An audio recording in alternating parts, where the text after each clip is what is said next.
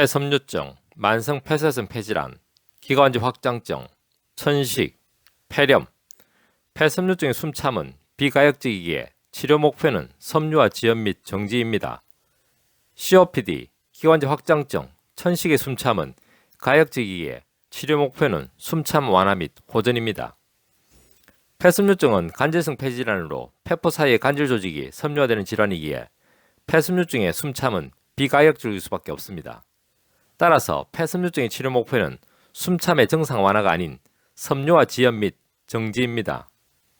다음은 만성 폐쇄성 폐질환 COPD와 기관지 확장증, 천식에 대해 질병관리청 국가정보 정보포털 홈페이지 기재된 내용입니다. 만성 폐쇄성 폐질환의 정의.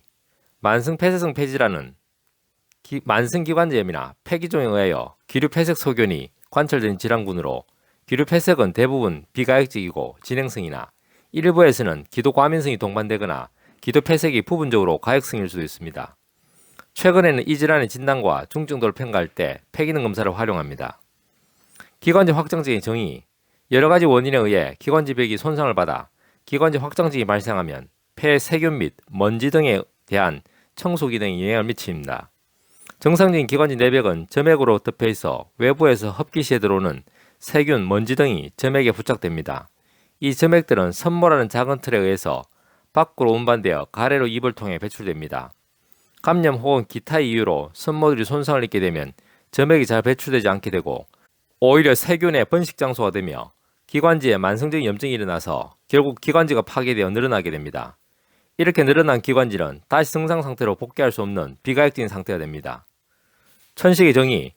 기관지 천식은 기도과민증과 가역적인 기도폐색을 보이는 만성 기도염증 질환입니다. 전 세계적으로 환자가 300명가량에 이르는 보건학적으로 중요한 문제입니다. 천식의 증상은 폐 속에 있는 기관지가 때때로 좁아져 호흡곤란, 기침, 천명 등 호흡기 증상이 반복해서 발작적으로 나타납니다. 전 세계적으로 유병률이 증가하고 있으며 우리나라에서도 소아청소년층과 40세 이후 성인에서 유병률이 증가하고 있습니다. 천식은 치료비 등의 직접적인 의료비뿐만 아니라 결석, 결건, 일상생활 장애 등을 일으켜 사회 경제적 부담이 큰 질병입니다. 만성 폐쇄성 폐질환과 기관지 확장증, 천식의 정의에 대해서 간략하게 정리가 잘 되어 있습니다.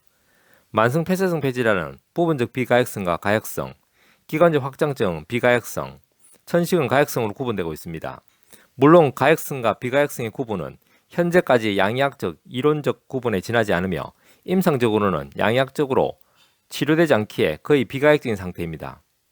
그러나 동양한의원의 COPD 시소탕과 기관지 확장 시소탕, 천식 시소탕의 복용만으로 숨참의 정상 완화뿐만 아니라 호전이 이루어질 수 있도록 도와드립니다.